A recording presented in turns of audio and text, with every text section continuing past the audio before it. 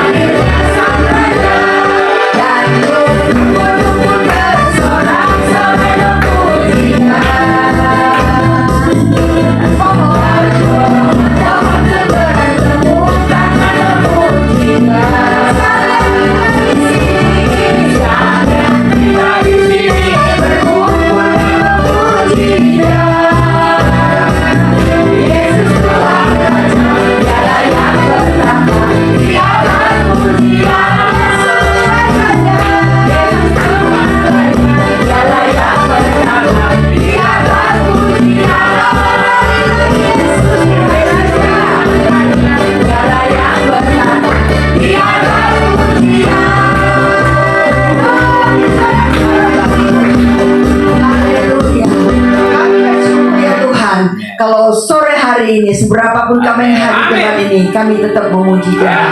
Kami percaya Tuhan, gunung pun bisa bersorak-sorai, pohon bertepuk tangan, apalagi kami ciptaan yang sempurna. Kami mau meninggikan Engkau, kami mau sanjung Engkau, kami mau Tuhan tinggikan anugerah Engkau di tempat ini.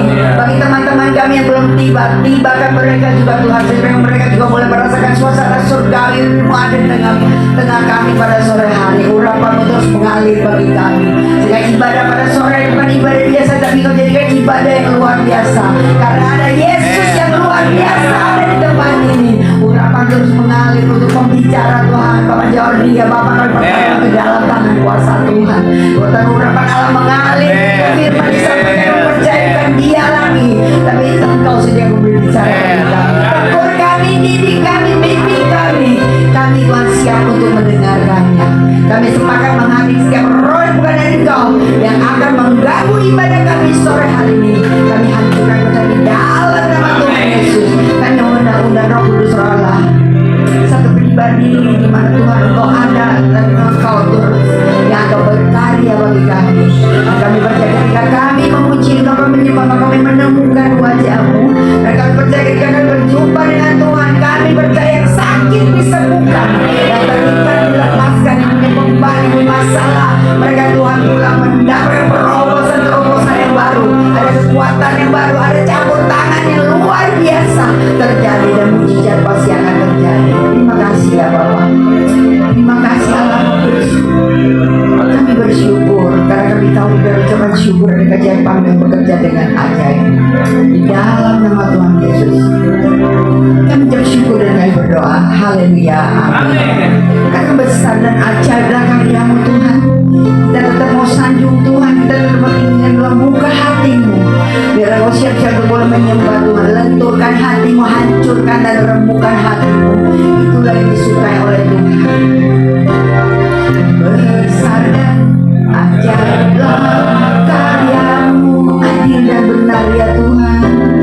Adil dan benarlah jalan-Mu, Bagai Raja segala bangsa, yang Maha Kuasa. Mulia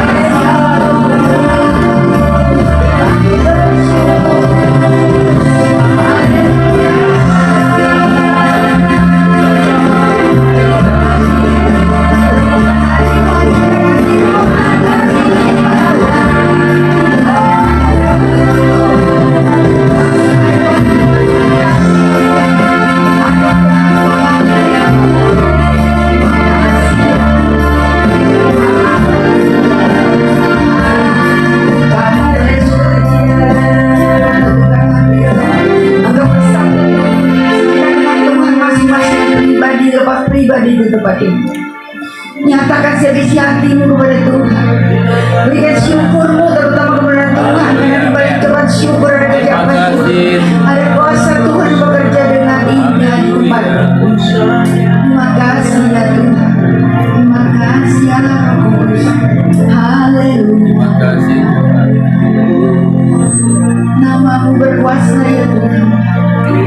Namamu berkuasa ya Roh. Haleluya. Namamu, kuasamu, kasihmu kekal. Kau yang layak ditinggikan. Haleluya. Haleluya. Kau Allah yang besar. Haleluya. Haleluya. Kau mulia. Namamu, kuasamu, kasihmu kekal. Kau yang layak ditinggikan.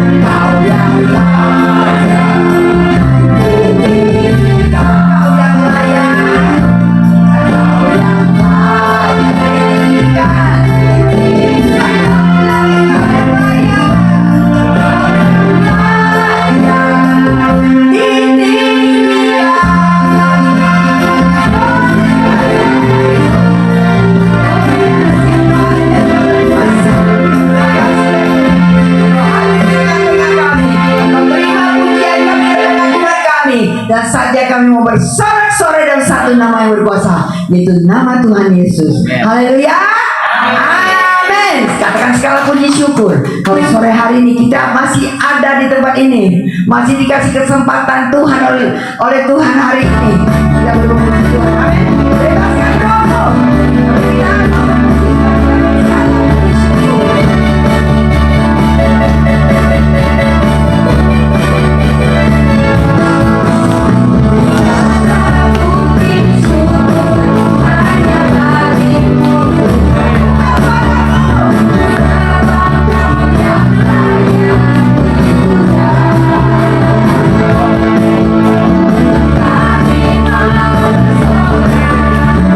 Kita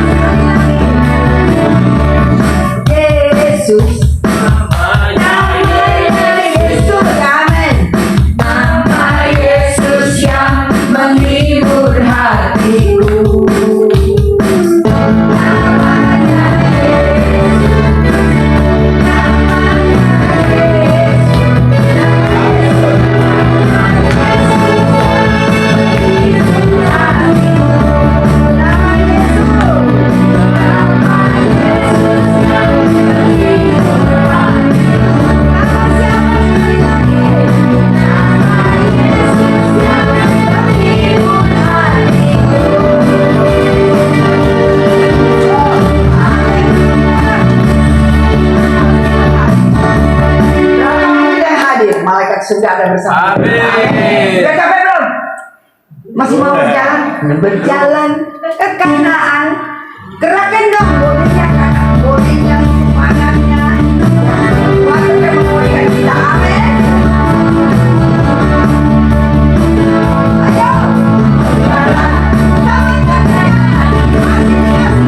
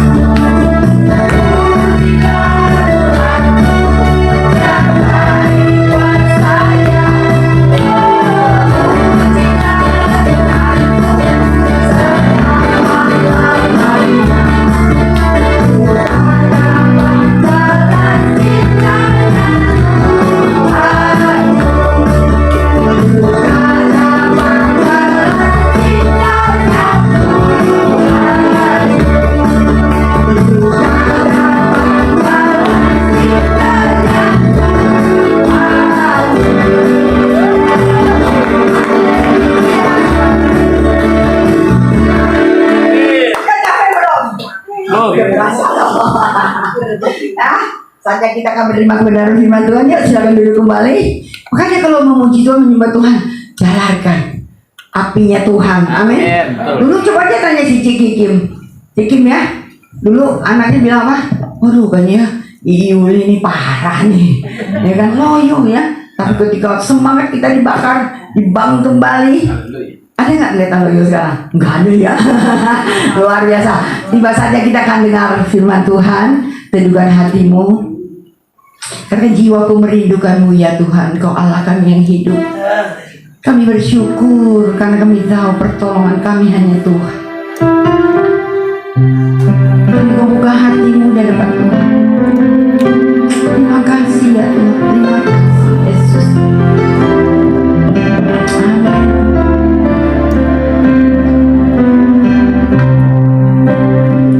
Bangunkan jiwamu di hadapan Tuhan. Karena jiwaku merindukanmu ya Tuhan. Yes.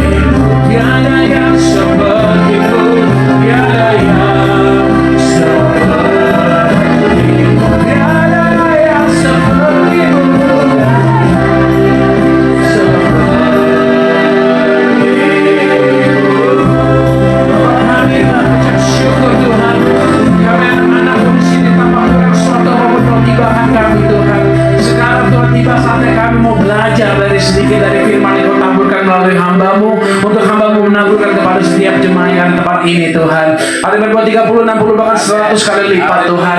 Ini kami Tuhan, anak-anakmu Tuhan mau mendengar Tuhan. Urapi lidah bibir hamba Tuhan, pikiran hamba Tuhan untuk tertuju kepada Kristus, menyampaikan pesan apa yang Tuhan mau atas hidup ini Tuhan. Terima kasih Tuhan. Sekarang kami mendengar sedikit dari firman Tuhan. Mengucap syukur. Sama-sama kita katakan amin. Amin.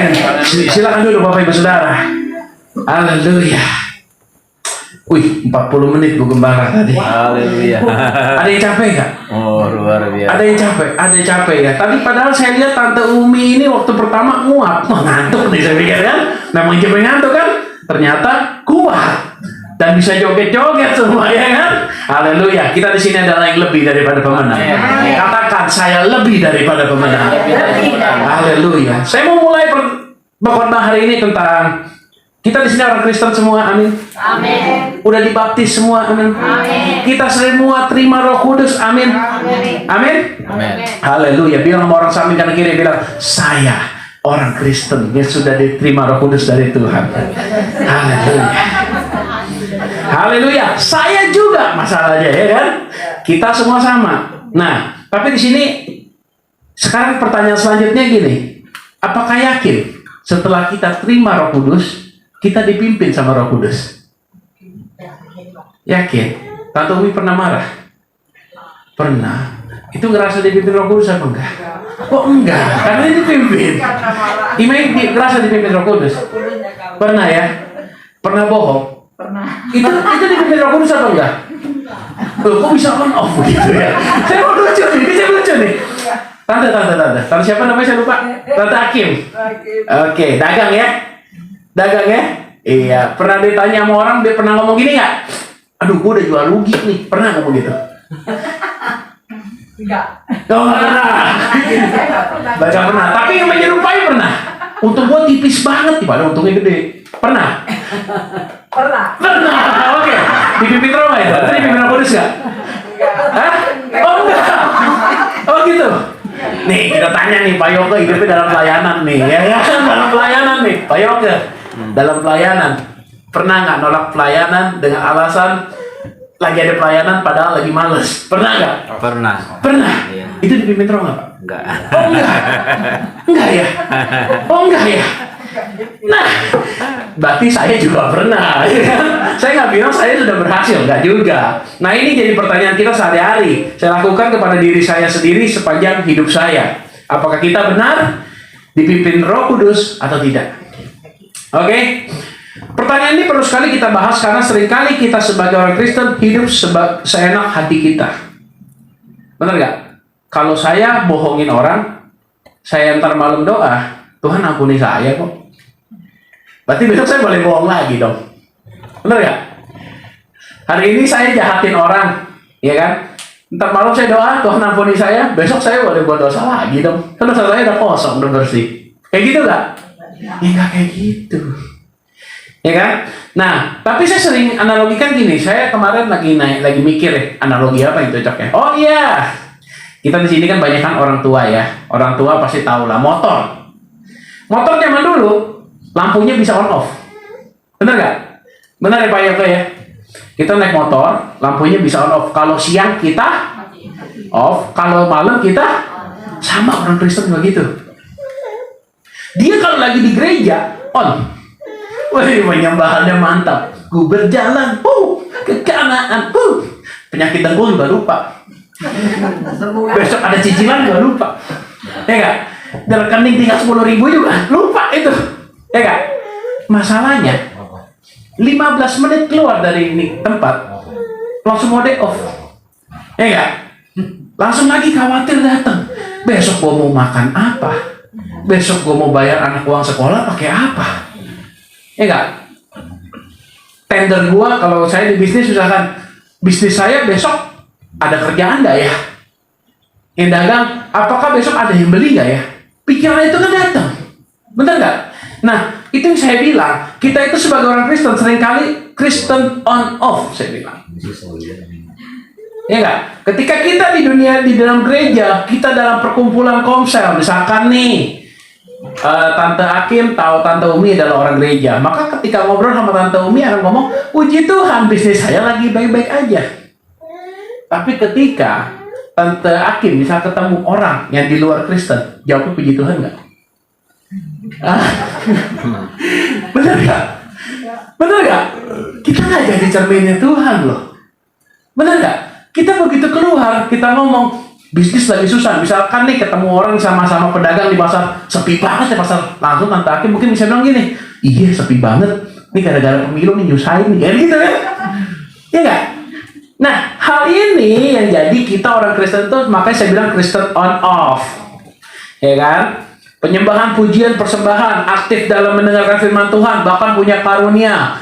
Kalau khotbah jago, kalau doain orang bisa sembuh, ya kan? Yang buta berjalan, yang lumpuh melihat, kan begitu kan? Berhasil atau balik ya? Atau balik, maaf ya. Yang buta melihat, salah saya. Kebanyakan bercanda nih Ibu Caca nih. Pokoknya kalau dalam gereja, orang lihatnya itu paling kudus. Tapi baru keluar dari gereja, sebentar aja, langsung off. Lampunya kita matiin. Ya kan? Ya kan? Kalau misalnya kita umpetin di dalam, ya, masuk kan? Ya kan? KTP kita kasih tip, Kristennya kita coret, jadi yang lain gitu kan? Malu kita ngakuin itu Kristus kan gitu kan? Nah, begitu dengar ada yang gosipin kita, hatinya dongkol, marah-marah. Lihat masalah dikit langsung merasa Tuhan itu jauh banget sama kita. Pikirannya langsung buruk. Padahal waktu di gereja itu rasanya hati ini kayaknya yakin bahwa Tuhan pasti tolong saya. Bener gak? Bu Gembala kemarin waktu sakit, diabetes ya, divonis ya. Dia ngomong, saya yakin Tuhan pasti sembuhin saya. Amin. Tapi ada nggak Bu keraguan Bu, Tuhan tolong saya Bu? Enggak. Kenapa keto? Ya, Bingung aja apa ya? Kenapa keto ya kan? Loh, kalau orang nggak ragu, orang nggak akan ambil tindakan yang lain. Dia akan jalani apa yang dia yakini. Ternyata ada bukti loh. Bu Gembala saya bisa bikin dia ragu. Udahlah, keto aja bisa siapa tahu sembuh bener. Begitu jalani keto dia ngerasa sembuh. Artinya dia pun ada keraguan. Selesai. Semua kita berarti pernah ada keraguan, benar nggak? Nah, tiba-tiba begitu keluar kita ngerasa kayaknya Tuhan nggak bakal selesai masalah gua nih. Gimana kalau gue bantu Tuhan, gue kasih solusi, ya kan? Gue besok mau bayar uang sekolah, nggak ada. Ya udah gue cari, gue pikir saudara gue yang kaya yang mana ya? Gue telepon dulu deh, siapa tahu bisa kasih gue duit. Gue bantu Tuhan, siapa tahu Tuhan bantunya lewat dia kan gitu kan? Kita berpikir kreatif gitu kan? Nah, tapi ini mau saya bahas tentang ini, bahwa Tuhan itu membiarkan kita dalam keraguan-keraguan kita yang seperti itu, sometimes gitu loh. Kenapa? Supaya kita melatih diri kita untuk menguasai diri kita. Nah, sedikit kesaksian saya. Saya sendiri waktu membawakan khotbah ini seringkali tanpa sadar melakukan hal ini. Saya kan berjualan online. Pak Gembala lah ini saya, partner saya lah ya kan gitu kan. Seringkali dia diskusi sama saya, kok di online ada orang yang jual murah banget ya barangnya ya? Ya enggak? Ya kan? Misalkan saya jual barang 1.000, ada orang berani jual pasang harga 500 rupiah. Yang artinya, kok saya pikir, kok di bawah modal saya berani jualan ya orangnya? Bener gak? Ya kan? Pernah dong, kita semua yang pernah melakukan tindakan dagang pasti ngerasa itu, bener gak? Ketika saya dagang, kok ada orang berani jual lebih murah? Padahal modal saya sekian, dia berani jual di bawah modal. Ada kan kayak gitu kan? Iya kan? Tapi kita nggak tahu itu biasanya barang apa. Kita nggak ngerti. Sisa project, atau mau expired date deket, kan gitu. Iya kan? Kita nggak tahu, gitu loh. Nah, tapi kan itu udah bikin kita khawatir masalahnya. Begitu kita lihat harga orang lebih murah, kita ketir. Waduh, gimana nih? Gue cicilan banyak, anak mulai gede, ya kan? Anak emang masih kecil sih, tapi kan beli susu, beli apa kan lumayan biayanya kan? Nah, itu udah mulai bikin saya ketar-ketir. Akhirnya khawatir itu luar biasa, mulai menggeliat di kepala saya. Nah, tapi khawatir ini saya tahu, secara hati bilang begini, khawatir begini nggak baik loh. Bener nggak? Kita pernah ngerasa gitu, kita pikir sesuatu yang buruk, kita sampai tahu, ini kalau kita terusin sebenarnya nggak baik loh. Tapi pikiran tetap menguasai kita. Seringkali kayak gitu kan? Nah, hal ini tidak menutup kemungkinan bahwa di sini juga memiliki kekhawatiran sendiri akan hidup ini. Tetapi kita punya pikiran yang bisa mengalahkan kekhawatiran ini. Bukan hanya sekadar iman percaya saja bahwa Yesus tolong kita dan itu cukup, tapi diperlukan penguasaan diri terhadap pikiran dan hati kita agar kita tetap dalam kondisi yang waras. Saya mau bilang waras. Kenapa saya pilih kata waras? Saya juga nggak tahu kenapa. Tiba-tiba teringat kata waras. Karena dalam khawatir itu seringkali bikin kita jadi gila. Benar nggak? Nggak wajar. Nggak wajar. Benar nggak? Kita berpikir dari harga yang kalah itu bisa panjang. Sampai kita mikir, waduh kalau gue besok rugi, bisa gue tutup nih toko gue. Besok anak gue mau makan apa? Besok laki gue mau makan apa? Benar nggak? Hal-hal itu yang khawatir itu di dalam pikiran kita. Ketika kita biarkan dia menguasai kita. Dan akhirnya kita jatuh, hancur. Melalui tidak adanya penguasaan diri. Untuk dapat percaya dan mengerti bahwa penyertaan itu di dalam setiap hidup kita dan selalu ada. Kata yang menarik dalam pembahasan kita ini adalah kata penguasaan diri. Kita buka, nah ini baru buka ayat nih kita nih. Tadi belum buka ayat ya. Kalau nggak buka ayat nggak Kristen banget kayaknya. 1 Korintus 9, 25-27. Saya mau kita bacanya bersama-sama lah. 3 ayat saja hari ini. Oke? Dia mau minum ya. Minum. Haleluya. Oke, kita baca sama-sama ya. 1, 2, 3. Tiap-tiap orang yang turut mengambil bagian dalam pertandingan menguasai dirinya dalam segala hal, ya kan? Mereka berbuat demikian untuk memperoleh suatu mahkota yang fana, tetapi kita untuk memperoleh suatu mahkota yang abadi. Next.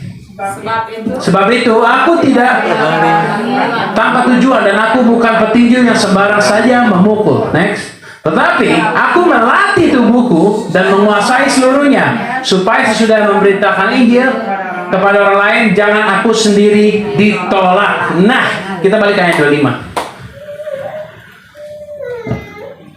Tiap-tiap orang yang mengambil, turut mengambil bagian dalam pertandingan, itu siapa? Kita. Semuanya berarti di sini mengambil pertandingan. Mau lambat, mau lemes, mau lemah, mau kuat, mau hebat, mau pinter, mau bodoh, semuanya mengambil tandingan untuk menguasai dirinya dalam segala hal. Benar kan? Ya kan? Mereka berbuat demikian untuk memperoleh suatu mahkota yang fana. Jadi kalau kita main bola, kita menang, kita dapat piala, tapi itu fana. Tetapi kita untuk memperoleh sesuatu mahkota yang abadi di dalam Kristus Yesus. Next. Oke. Sebab itu aku tidak berlari tanpa tujuan dan aku bukan petinju yang sembarang saja memukul. Jadi nggak asal-asalan. Next. Tetapi aku melatih tubuhku dan menguasai seluruhnya supaya sesudah memberitakan Injil kepada orang lain, jangan aku sendiri ditolak. Ya nggak? Kita saksi Kristus, amin. Terangnya Kristus, amin. Garamnya Kristus, amin. Tapi kok ditolak sama Tuhan? Benar nggak? Paulus aja takut bisa ditolak sama Tuhan, apalagi kita. Enggak. Paulus itu penginjil hebat, takut ditolak sama Tuhan. Tapi apa yang dia perbuat? Tetapi aku melatih tubuhku dan menguasai seluruhnya. Ya kan? Nah, khotbah kita tentang penguasaan diri ini. Lucunya, orang Kristen zaman sekarang pandai berkata-kata, jago dalam mengolah kata, tapi dalam tindakan nanti dulu. Ya kan? Bisa bikin orang hati terunggah tiap kali mendengar apa yang disampaikannya, tapi kehidupannya nanti dulu. Ya kan gitu kan? Jadi kayak punya apa ya? Kalau saya punya komputer, ibaratnya punya folder. Ketika saya di gereja, saya folder di gereja. Ketika saya di dunia luar, dunia pekerjaan saya, dunia pergaulan saya, foldernya beda. Ya kan? Nah, itu seringkali kita orang Kristen seperti itu. Nah, kata kunci hari ini yang mau kita bahas adalah penguasaan diri. Kata penguasaan diri, balikin kayak 25. 25, oke? Menguasai dirinya. Nah, kata menguasai dirinya sendiri berasal dari bahasa Yunani enkrates. Bahasa Yunani enkrates. Yang artinya, en itu di dalam, krates itu kekuatan. Berarti di dalam kekuatan diri kita. Jadi masalah mengenai penguasaan diri ini semuanya ada di sini kita dan di sini kita. Bukan lagi Tuhan yang buat kita menguasai diri, tapi kita berhasil menguasai ini dan ini kita. Jadi sinkron, sehingga kita bisa berbuat yang baik dan benar. Sudah saya jelaskan kemarin bahwa iman pemberian dari Tuhan kepada kita. Tapi tugas kita adalah menguasai diri kita. Jadi enkrates, saya mau bilang enkrates, di dalam diri kita, kita harus berani mengambil keputusan yang baik dan benar. Apakah mudah? Enggak. Tadi saya sudah jelaskan di awal, masalah kita sama kok. Ya kan? Saya lagi naik motor, naik mobil, begitu dipotong, sepi, marah-marah.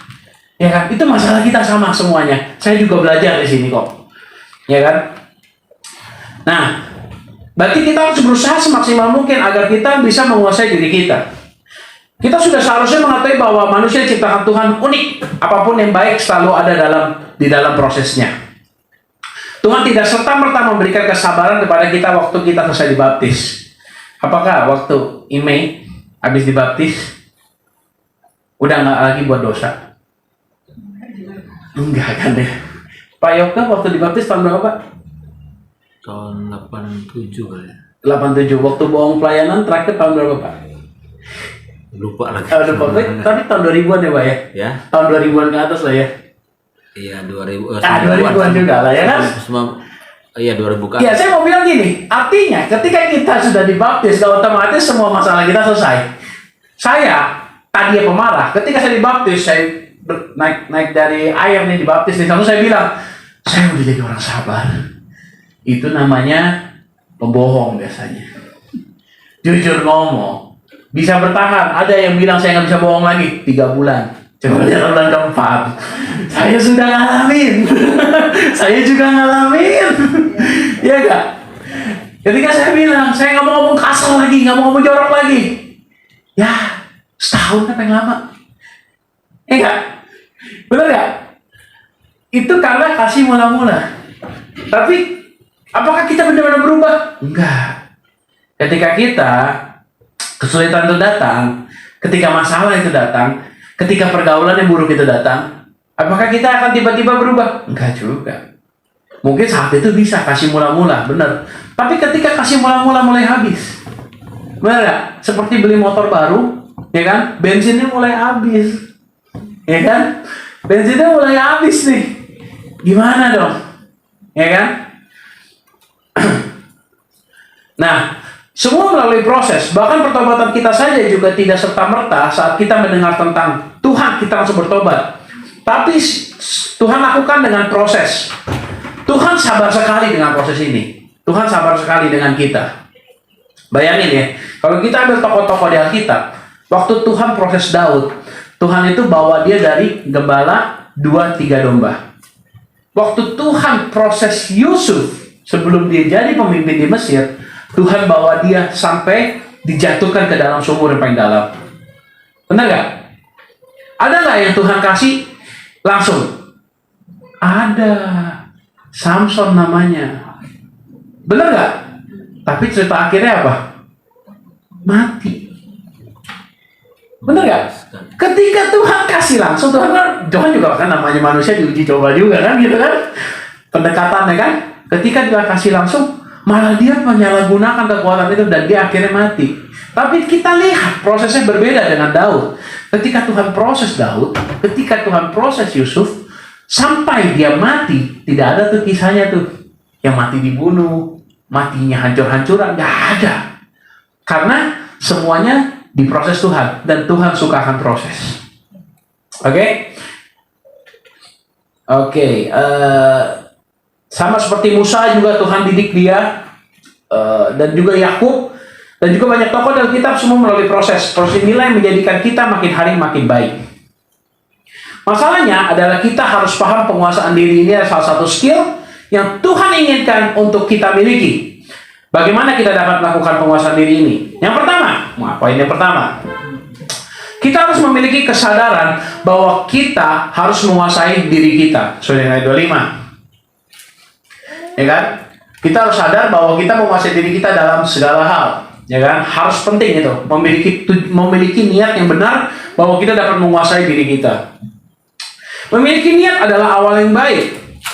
dalam bisa menguasai diri. Tetapi seringkali kita sebagai orang Kristen ini banyak maunya. Banyak nggak kita maunya? Kita ngelihat orang, doain orang sembuh. Kayaknya kalau punya skill ini keren deh, doain orang sembuh ya. Doain orang yang mati bangkit, kayaknya keren deh. Ya kan? Ketemu orang, saya khotbahin, tiba-tiba saya bilang, kamu dulunya ini, kamu bertobat harus, ya gayanya kayak Tuhan Yesus gitu. Orang bertobat, itu kayak keren sekali ya. Tapi mau terima berkat terus menerus, tapi seringkali kita gagal pada sebagai orang Kristen pada poin penguasaan diri ini. Loh kok bisa? Contohnya saya misalkan contohnya gini, saya seringkali juga punya mimpi. Mimpi saya adalah kurus. Gampang kan? Langsung lihat aja udah gede kan, gampang mimpinya kurus toh. Orang kalau mau kurus cita-citanya apa? Diet, olahraga. Benar ya? Saya udah ikhtiar nih malam ini nih. Besok saya mau olahraga. Wih, saya mau bangun jam 5, saya mau berlari naik sepeda ya kan, berenang ya kan. Tapi mungkin ya, ketika kita mau capai tujuan ini, mau kurusin badan ini, kan tujuan saya turunin badan kan. Ketika saya mau coba sampai tujuan ini, saya 1 kali, 2 kali jalan pagi semangat, begitu seminggu, hari Senin datang lagi, ih males banget bangun pagi. Iya nggak? Pernah nggak kita ngomong gitu? Pernah kita ngalamin begitu? Saya mau taat baca Alkitab, 1 kali bisa, 2 kali bisa, 3 kali bisa, 7 hari. Hari ke-8 begitu buka Alkitab, tawarik lagi. Ini apa ceritanya? Ini memperanakan ini buat apa? Gitu kan? Iya nggak? Itu yang terjadi. Kita itu nggak bisa konsisten dalam melaksanakan ini. Nah itu yang perlu kita belajarin. Ya kan? Maka keinginan sebagai dasar untuk kita dapat melatih diri kita. Nah, tetapi sadarlah, hal-hal seperti tadi kita bahas menjadikan kita seperti seringkali gagal waktu berniat mempelajari penguasaan diri. Ya kan? Akhirnya itu membuat kita gagal dalam mempelajari penguasaan diri. Akhirnya kita udahlah aku nggak bisa menguasai diri. Gue udah kayak gini ya udah. Pernah kita ngomong gitu. Kalau saya dasar udah pemarah aja. Kalau saya dasar pembohong ya udah pembohong aja. Akhirnya sih kita terima. Keburukannya kita terima dan akhirnya kita berjalan bersama dia. Padahal nggak boleh loh kayak gitu. Kita harus menguasai diri kita sepenuhnya, seperti kata Paulus. Yang kedua, ayat 25, memiliki target yang jelas yaitu mahkota yang abadi. Tetapi kita untuk memperoleh sesuatu mahkota yang abadi, tujuannya mesti jelas. Seringkali kita orang Kristen masih gagal karena tidak memiliki target yang jelas. Kita tahu kita mau menguasai diri kita. Tujuannya apa sih? Biar apa sih? Oh, biar gue dipandang orang lain lebih baik. Ya begitu. Ada orang yang tujuan beda-beda, ya kan? Nah, kita mesti jelas seperti apa yang Paulus katakan. Kita memperoleh suatu mahkota yang abadi. Di sini saya catat, mahkota yang abadi. Penggunaan kata mahkota sendiri diambil dari kata Stefanos. Stefanos itu yang kita tahu. Stefanos siapa? Martir Tuhan yang dilempar batu sampai mati pertama kali dalam kitab Kisah Para Rasul. Nah, orang pertama kali mati karena mempertahankan imannya kepada Kristus. Mahkota ini adalah upah atau hadiah dari Tuhan atas dasar Stefanus mempertahankan imannya yang teguh kepada Kristus. Nah, ketika kita mempunyai pikiran kita harus mendapatkan mahkota yang abadi, artinya kita mendapat upah dari Tuhan. Upah dari Tuhan bukan soal cian, bukan soal hanya kesembuhan. Kalau kita dapat duit tapi kita nggak muji Tuhan, buat apa? Kalau kita disembuhkan Tuhan, kita nggak muji Tuhan, buat apa? Benar nggak? Paulus sendiri berkata, aku udah minta sama Tuhan kesembuhan, tapi Tuhan tidak jawab kesembuhan. Tetapi apakah itu bikin Paulus mundur? Enggak. Paulus bilang, di dalam kelemahanku lah Tuhan berkuasa. Kenapa? Dia punya visi yang benar. Dia punya pikiran yang benar. Ya kan? Tapi gak mudah untuk sampai seperti itu.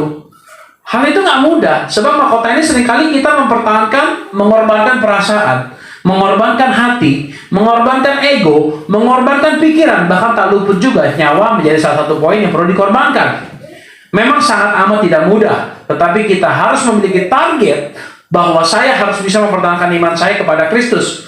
Sebab saya orang yang gak baik, ini sudah lebih dahulu diselamatkan oleh Yesus Kristus. Ya bahasa kasarnya ilmu tahu diri lah. Ya kan? Bahasanya kan gitu, ilmu tahu diri lah. Saya udah ditolong Tuhan, masa saya nggak mau lagi bantu Tuhan? Kan gitu kan? Yang ketiga, kita harus terus berlatih penguasaan diri. Next, ayat 26. Sebab itu aku tidak berlari tanpa tujuan dan aku bukan petinju yang sembarangan saja memukul. Nah, setelah ada niat, setelah ada tujuan, kita ngapain? Kita ngapain? Berlatih. Benar nggak? Paulus bilang tidak berlari tanpa tujuan dan bukan petinju yang sembarang saja memukul. Bayangin, kalau seorang pelari nggak ada tujuan finishnya, baru jalan 100 meter udah capek. Bener nggak? Tapi pelari, kalau dia ada tujuan, 1 kilometer gue demi dapat piala emas, dia lari 1 kilometer. Bener nggak? Ada juga petinju yang sembarang saja memukul. Dulu tuh, kalau kita dengar petinju, siapa sih yang terkenal? Ya kan Mike Tyson, siapa? Mereka itu kenapa bisa hebat? Pukulan Mike Tyson itu tepat, tak, das, langsung KO lawannya. Bener nggak? Kalau coba bayangin Mike Tyson mukulnya sembarang, capek, nggak ada hasil. Bukan lawan KO, saya yang KO kayak begitu caranya, ya nggak? Nah, analogi digunakan Paulus begitu baik, di mana dianalogikan sebagai petinju dan juga sebagai pelari. Mengapa? Olahraga jenis ini dampaknya masih berlaku sampai saat ini. Masih ada kan pelari? Masih ada kan tinju kan sampai saat ini? Ya. Kita mesti tahu dulu mengapa gunakan dua olahraga ini. Sebab dalam berolahraga seperti seorang dapat terus memperbaiki dirinya. Memperbaiki dirinya. Ada orang yang tadinya berlari kayak saya nih, gendut ya. Kalau saya lari, dengkul saya sakit. Benar ya? Tapi kalau saya berlari terus-menerus, tapi bukan berlari lah. Saya jalan sampai akhirnya otot saya mulai jadi, saya mulai berlari, akhirnya tidak sakit. Ya kan? Dan akhirnya saya bisa mungkin ikut kejuaraan di lomba lari orang gendut. Ya kan begitu kan Pak ya? Iya kan? Nah, intinya kita harus terus berlatih. Apapun keadaanmu hari ini, kita latih diri kita, ya kan? Nah, kalau seorang petinju yang hebat, pasti kita pernah nonton film yang dulu namanya film Rocky. Orang tua ini pasti tahu di film-film Rocky ini. Tahu ya film Rocky ya? Rocky Balboa ya kan? Nah, bagaimana dia mendapatkan gelar juaranya dalam tinju? Perjuangannya pun gak mudah. Dalam 1-2 jam film yang kita tonton saja, kita bisa merasakan beratnya perjuangan itu. Yang lawannya tuh kayaknya alat fitnessnya keren-keren. Dia alat fitnessnya apa? Kayu. Ya kan? Besi-besi yang dia bikin, dia rakit sendiri. Saking buruknya tuh, saking gak punya duitnya tuh. Ya kan? Itu dalam 1-2 jam kita nonton. Aslinya kalau orang untuk berlatih gitu, mungkin bisa butuh setahun. Bisa butuh 2 tahun. Bener gak? Nah, itu nggak mudah. Nah, itu proses namanya. Ya kan? Dan akhirnya Rocky memenangkan perjuangan itu dengan kejuaraan yang dia dapatkan. Artinya semua perlu latihan. Latihan itu pun makin hari makin meningkat seiring bertambah kemampuan kita. Atau seperti legenda bulu tangkis, Susi Susanti, alat-alat lainnya seperti harus melakukan yang sama, konsisten dalam latihannya. Nah, untuk mencapai kesempurnaan dalam Kristus terhadap penguasaan diri, ketika kita mau memperbaikinya, Tuhan pasti izinkan masalah yang datang. Ada masalah yang datang. Yang pertama ringan. Yang marah, yang gosipinnya kita, si Jordi itu kalau khotbah banyak ngomong doang deh. Kayak gitu doang. Gak sakit. Bisa gak saya tahan? Mungkin 1 kali, 2 kali bisa. Akhirnya mulai naik lagi. Jordi itu gendut, gak ada otaknya. Mulai naik kan? Mulai Wah tajam ya bahasa aja ya. Ningkat. Saya mulai penguasaan diri lagi. Oke, bisa. Yang terakhir si Jordi mah itu gede-gede bohong, nggak ada gunanya. Mendingan mati aja lah itu orang. Tuh, makin hari makin tajam. Kenapa? Itu bukannya mereka makin tajam, enggak. Tuhan izinin kita terima yang makin hari makin berat. Supaya kita makin hari makin maju. Bener gak? Menguasai diri kita makin lama makin maju. Bener gak? Iya bos. Tuhan mau kita mencapai penguasaan diri seutuhnya sampai kita mendapat apa yang Tuhan kehendaki untuk kita perbuat. Nah, yang terakhir, yang keempat, Jangan sampai kita ditolak Tuhan karena kita tidak berhasil menguasai diri kita, ayat 27. Iya. Nah ini kan yang poin terakhir yang ditolak kan. Lalu kenapa saya harus latihan? Bukan cukup hanya punya niat dan tujuan aja. Bayangin, kita ini di posisi sebagai calo tiket. Ya kan? Kita bisa ngajak orang mengikut Tuhan, giliran orang lain sudah masuk ke dalam, kitanya ketinggalan. Ya kan? Ya kan? Firman Tuhan bilang apa? Aku bernubuat demi namamu, aku mendoakan orang sakit, ya kan? Sesungguhnya aku tidak mengenal engkau, enyahlah engkau pembuat kejahatan sekalian. Orang itu punya kuasa loh, doain orang sembuh loh, bisa bernubuat loh, benar gak? Tapi Tuhan bilang di akhir apa? Enyahlah engkau pembuat kejahatan sekalian, aku tidak mengenal engkau. Kenapa? Karena dia tidak menguasai seluruhnya hidupnya. Saya teringat sama hamba Tuhan namanya Benny Hinn ya. Ini nggak ada di catatan saya. Saya ingat Benny Hinn waktu itu problemnya, dia itu kan seorang yang hebat. Ketika dia datang di GBK itu full. Ibadah dia GBK full, betul nggak? Ancol pernah. Dan di beberapa gereja ada yang pernah undang, dan itu full pasti. Dan kita kalau mau ngomong Benny Hinn kemampuannya apa? Dia doain orang sembuh lah. Urapannya luar biasa saat kebaktian. Betul nggak? Tapi dia kasus saat itu. Dia punya kasus bercerai ya saat itu ya. Belum tahu. Hampir bercerai. Ya hampir. Rumah tangga hancur, bener-bener hancur. Dan dia itu akhirnya dibuat seolah-olah mati suri sama Tuhan. Mati suri waktu dia nyampe di perbatasan itu, di perbatasan antara surga dan neraka. Dia ditanya, saya kan hamba Tuhan hebat, saya kan orangnya hebat. Tapi lo nggak benar di hadapan Tuhan. Lo nggak bisa masuk ke arah surga. Lo gue kasih kesempatan sekali lagi, lo balik ke bumi. Lo perbaiki apa yang telah lo perbuat. Jadi dia dalam mati suri itu, dia akhirnya disuruh pulang sama malaikat. Dia bangkit, dia restorasi sama istrinya. Di situ dia belajar, dia bilang bahwa bukan pelayanan saya yang bawa saya ke surga. Tetapi hidup saya yang berkenan kepada Tuhan yang membuat saya ke surga, dia bilang. Ya kan? Nah, dari perkara Benny Hinn yang sehebat itu aja, ya kita pun juga perlu belajar kayak begitu loh, menguasai diri kita sepenuhnya. Sebab kita adalah saksi Kristus, amin. Nah, sayang sekali banyak banget nih orang sekarang yang di masa lalu mengakui iman kekristenannya, bahkan mengaku dirinya evangelis, mengaku dirinya pendeta, ya kan? Tetapi karena hilangnya penguasaan diri dan penguasaan diri yang buruk, akhirnya tolak Kristus. Saya baru ingat kemarin ada salah satu pendeta evangelis, artis evangelis. Tadi kita mau undang Bu Gembala, ya kan? Dia tiba-tiba memutuskan kembali lagi ke iman yang lamanya. Memutuskan kembali lagi. Padahal udah evangelis, ya kan? Orang Manado, Pak. Tahu lah, Pak ya? Tahu lah ya, cewek ya? Nah, hal itu yang saya bilang, ini dia tidak pernah melatih dirinya. Hidupnya masih hidup dalam glamor. Dan akhirnya, karena dia nggak tahan kan, suaminya di penjara. Akhirnya kan, suaminya di penjara nggak punya cian dong. Nggak tahan dong. Dicari laki yang mau nampung dia, diikutin apa maunya itu laki. Akhirnya seperti itu. Polanya seperti itu.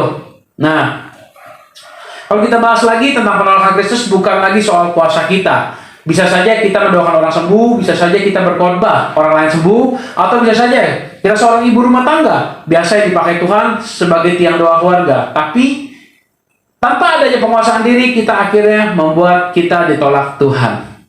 Jangan sampai kita tolak Tuhan ya. Amin. Kesimpulannya, udah kesimpulan nih, udah enak nih. Kita mau pulang gitu ya kan. Akhir kata kita mendapatkan poin penting bahwa kita harus menguasai diri kita sepenuhnya. Bukan hanya sebagian saja, bukan hanya bagian kecil saja, bukan hanya 99% saja, tapi sepenuhnya 100%. Sebab tanpa penguasaan diri kita, Kristenan tidak ada artinya lagi. Seseorang bisa hidup ugal-ugalan tanpa adanya penguasaan diri.